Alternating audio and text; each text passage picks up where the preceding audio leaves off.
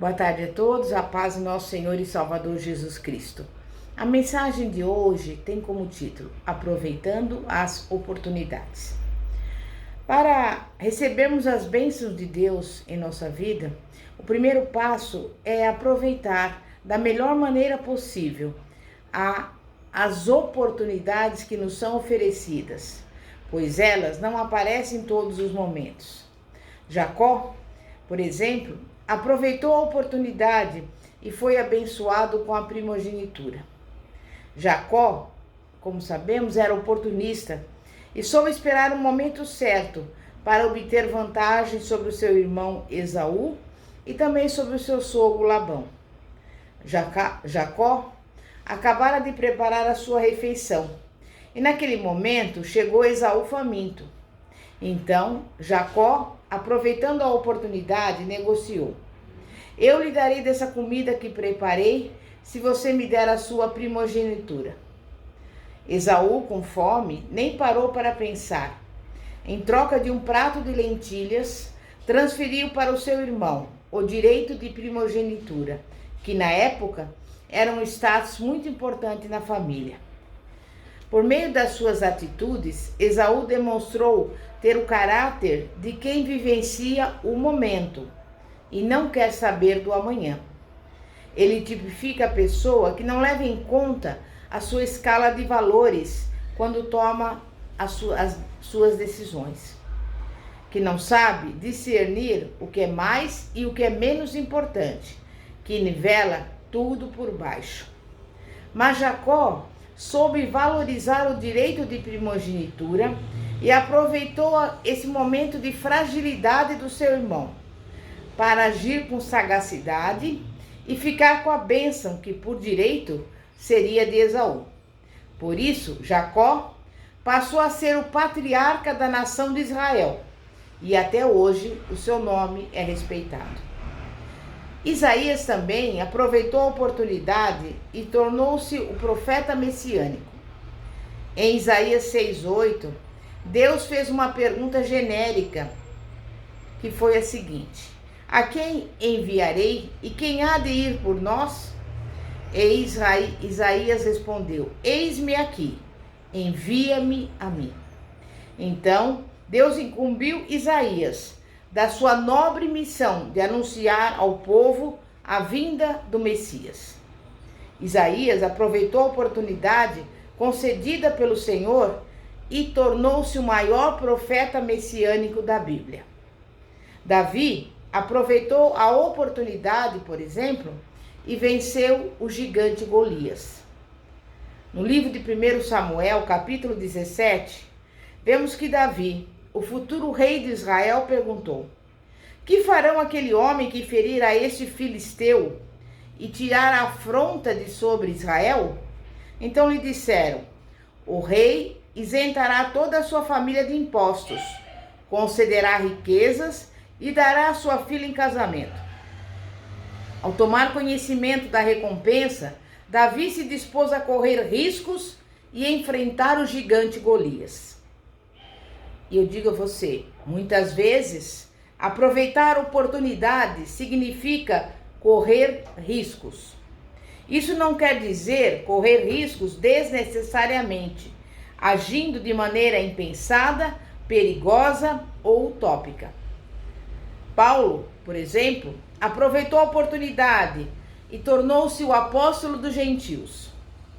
O apóstolo Paulo fez uma declaração interessante na carta de 1 Coríntios, capítulo 15, versículo 10, que diz assim: mas pela graça de Deus sou o que sou, e sua graça para comigo não foi vã. Antes trabalhei muito mais do que todos eles. Todavia, não eu, mas a graça de Deus que está comigo. Paulo afirmou que só se tornou o que ele era por permissão de Deus.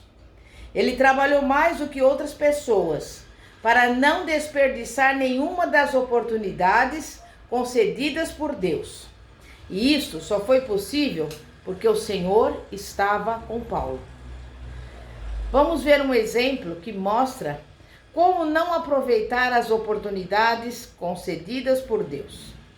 Suponhamos que você seja uma pessoa demitida de uma empresa onde ganhava R$ 2.000 por mês e depois de passar algum tempo desempregada, você encontra outro emprego, mas o salário é de R$ 1.000. Então, você diz, eu não aceitarei essa proposta para ganhar um salário menor. Pessoas que preferem continuar desempregadas a tentar reingressar no mercado de trabalho, mesmo ganhando pouco. Não exercitam a sua fé no Deus que alimentou 5.000 pessoas com apenas 5 pães e 2 peixes. Elas estão rejeitando oportunidades que poderiam levá-las a uma bênção maior. A oportunidade que muitas vezes julgamos insignificante pode levar a outra melhor. Um pequeno negócio pode abrir portas para um grande negócio amanhã. O emprego mais humilde pode ser um degrau para um outro de maior destaque amanhã. Se você quer ter uma vida abençoada, então saiba que o segundo passo é não desperdiçar tempo. No Salmo 90, versículo 12, está escrito: ensina-nos a contar os nossos dias, de tal maneira que alcancemos coração sábio. Mas como nós podemos usar o nosso tempo da melhor maneira possível, sem desperdiçá-lo? Tempo tem a ver com disciplina, com o modo como nos organizamos, com o estabelecimento de prioridades e de objetivos em nossa vida. Para aproveitarmos bem o nosso tempo, temos de levar em conta também outro fator. Se somos mais produtivos no horário da manhã, da tarde ou da noite. Esforçando-se para tomar posse da bênção é o terceiro passo que devemos dar para termos uma vida abençoada. Em resumo, devemos nos esforçar. Esforçar-se é empregar uma energia acima do normal.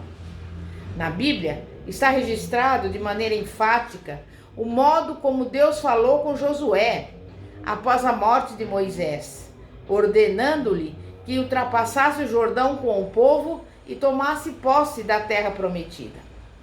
Deus prometeu a Josué: eu estarei contigo, não te deixarei, nem te desampararei. Como fui com meu servo Moisés, eu também serei contigo. Ninguém te susterá diante de ti.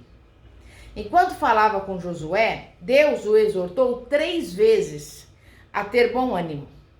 E tal como falou com Josué, o Senhor hoje está falando com você, alertando a você que você precisa, como eu também, se esforçar diante dos desafios e empregar uma energia que jamais utilizou antes.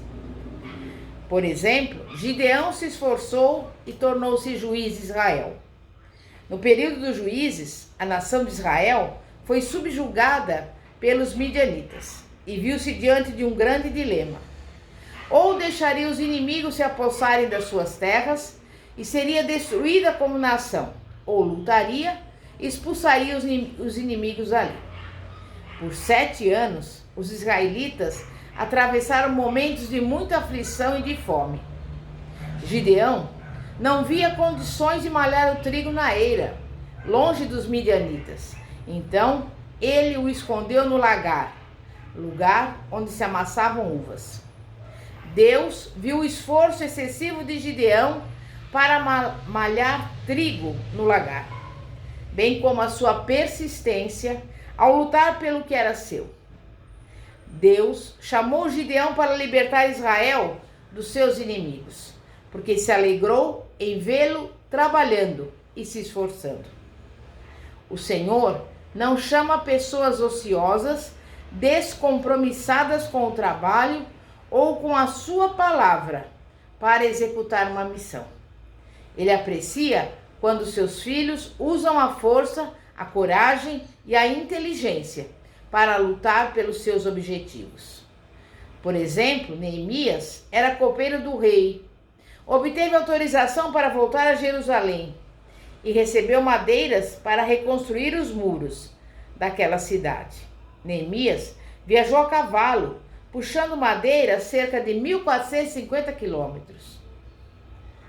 Irmãos e irmãs, Deus recompensa os nossos esforços. Deus abre portas e faz apenas aquilo que aos nossos olhos é impossível. Ele não se mobiliza para fazer aquilo que está dentro das nossas possibilidades. Deus deseja que nos esforcemos, trabalhemos e estudemos, aprimoremos o nosso conhecimento a cada dia nas diversas áreas da vida. Em nossa caminhada cristã, devemos dar sempre mais um passo rumo às bênçãos que Deus tem colocado à nossa disposição. Este passo é fazer o bem. Fazer o bem é um mandamento divino. Tiago 4, versículo 17 diz: aquele, pois, que sabe fazer o bem e não o faz, comete pecado. Há 3 leis que regem a atividade de fazer o bem: a lei da reciprocidade, a lei da semeadura e a lei da soberania do bem. A lei da reciprocidade. Portanto, tudo o que vós quereis que os homens vos façam, fazei-lo também vós, porque esta é a lei e os profetas. Mateus 7, versículo 12. Se você quer ser perdoado, então deve aprender a perdoar. Se quer ajuda ou reconhecimento, deve ajudar e reconhecer as virtudes alheias. Deve fazer o bem. E a palavra de Deus fala em Gálatas 6:9. E não nos cansemos de fazer o bem, porque a seu tempo ceifaremos, se não houvermos desfalecido. Se plantamos o bem em algum momento da nossa vida, colheremos os benefícios. E por fim, a lei da soberania do bem. Romanos 12, 21 diz: não te deixes vencer do mal, mas vence o mal com o bem. Devemos fazer o bem sem olhar para quem, pois podemos mais à frente ser beneficiados pela mesma pessoa a quem ajudamos. A Bíblia nos exorta a conhecer e a prosseguir em conhecer o Senhor. Oséias 6, versículo 3. Para isso, precisamos orar, ler a palavra e meditar sobre ela. Jesus disse, Mateus 22, versículo 29, segunda parte: erreis não conhecendo as Escrituras nem o poder de Deus. Se não buscarmos conhecer o Senhor, poderemos ser enganados com heresias e entrar no caminho do erro e da destruição. Mas se você deseja ter uma vida próspera e abençoada, procure priorizar Deus em sua vida. Reserve um tempo do seu dia para orar. Faça o que puder para estar na casa do Senhor. Dar prioridade a Deus é ser fiel em tudo. Significa praticar a palavra em seu dia a dia, não apenas nos dízimos e nas ofertas. Priorizar Deus é entender que tudo quanto temos, tudo o que somos, tudo o que fazemos é permitido pelo Senhor. Se reconhecermos que Deus merece o primeiro lugar em nosso coração, vamos demonstrar por prática de vida que priorizamos o reino de Deus e seremos servos fiéis e obedientes a Ele. E você que está aí me acompanhando agora, repita aí onde você estiver: Senhor, eu quero dedicar a Ti o primeiro lugar em minha vida. Quero voltar-me para a Tua presença, renovar a minha aliança contigo, preparar-me para receber as Tuas bênçãos. Abre as janelas do céu, opera segundo o Teu querer e alegra o meu coração em nome de Jesus. Amém e graças a Deus. E eu convido você, meu irmão, minha irmã, que ainda não entregou a sua vida ao Senhor Jesus, a fazê-lo agora. Você que está aí arrependido dos seus erros, dos seus pecados, confesse os seus pecados e receba o perdão do Senhor. E o aceite como Senhor e Salvador da sua vida. Você que está fora dos caminhos do Senhor, mas está arrependido dessa decisão que você tomou e agora quer retornar à casa do Senhor, Também peça perdão dos seus pecados e se comprometa, a partir de hoje, a seguir a palavra de Deus como regra de prática e fé, em nome de Jesus. E eu convido todos a continuar nos acompanhando no canal do YouTube, Igreja Poder de Cristo. Assim que for possível, estaremos presencialmente na igreja, lá na Avenida Ouro Fino 2212. Mas por enquanto você pode enviar as suas mensagens pelo WhatsApp no seguinte número: 0 operadora 11 9 4229 55 33. Que a paz de nosso Senhor e Salvador Jesus Cristo esteja contigo. Amém e graças a Deus. Glória a Deus.